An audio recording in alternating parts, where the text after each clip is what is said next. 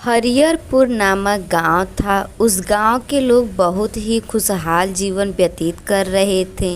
लेकिन तभी उसी गांव के थोड़े दूर पर एक जंगल था। उस जंगल में एक चुड़ैल का साया था जो कि प्याज रोटी खाने वाली थी। वह एक दिन उसी गांव में रहने वाले रमेश के घर पर जाती है और दरवाजे पर जाकर बोलती है, मुझे प्याज रोटी दो या अपनी जान दो। तभी रमेश की पत्नी खिड़की से झांक कर देखती है तो रमेश से कहती है, अरे जी, वो बाहर एक चुड़ैल आई है जो प्याज रोटी मांग रही है। दरवाजा मत खोलो, चलो सो जाते हैं। और फिर दोनों पति पत्नी सो जाते हैं। अब मैं तुम दोनों को नहीं छोड़ूंगी। इतना कहकर चुड़ैल रमेश और उसकी पत्नी को मार देती है।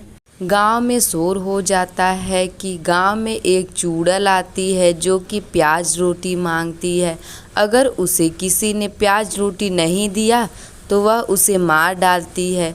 फिर अगले दिन चुड़ैल महेश के घर पर आती है और बोलती है, मुझे प्याज रोटी दो या अपनी जान दो। तभी महेश की पत्नी चुड़ैल को प्याज रोटी दे देती है।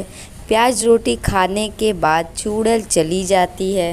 अगले दिन फिर से चुड़ैल आती है और शीला के घर के दरवाजे पर जाकर प्याज रोटी मांगने लगती है। शीला उसे प्याज रोटी देती है। ऐसे ही चुड़ैल हर रोज़ उस गांव में आती और किसी न किसी के घर पर जाके प्याज रोटी मांगती और सबको परेशान करती थी। तभी कमलेश और सुरेश आपस में बातें करते हैं। अरे भाई सुरेश, ये कब तक चलेगा? ये कमबख्त चुड़ैल कब तक हम सबको परेशान करेगी? चलो मुखिया जी के पास चलते हैं। फिर वो दोनों मुखिया जी के पास जाते हैं। अरे कमलेश और सुरेश, मैं जानता हूँ तुम दोनों क्यों आए हो मेरे पास। तुम दोनों चुड़ैल की बातें करने आए हो ना? हाँ हाँ मुखिया जी, उसी की बातें करने आए हैं। मुखिया जी गांव के लोगों को इकट्ठा करते हैं और एक पहाड़ी वाले बाबा के पास जाते हैं। हमें पता चल गया है कि आप लोग यहाँ क्यों आए हैं। बाबा, तो कोई उपाय बतलाइए ना।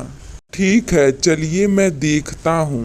बाबा और गांव के लोग उस चुड़ैल के पास जंगल में जाते हैं और बाबा अपनी शक्तियों से चुड़ैल का पता लगा लेते हैं।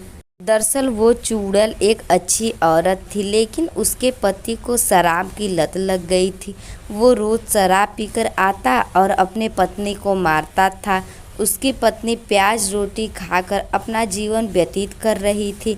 लेकिन एक दिन उसके घर में कुछ भी खाने को नहीं होता और वह कई दिन भूखी रह गई, जिससे उसकी मौत हो गई और वो प्याज रोटी मांगने वाली चुड़ैल बन गई।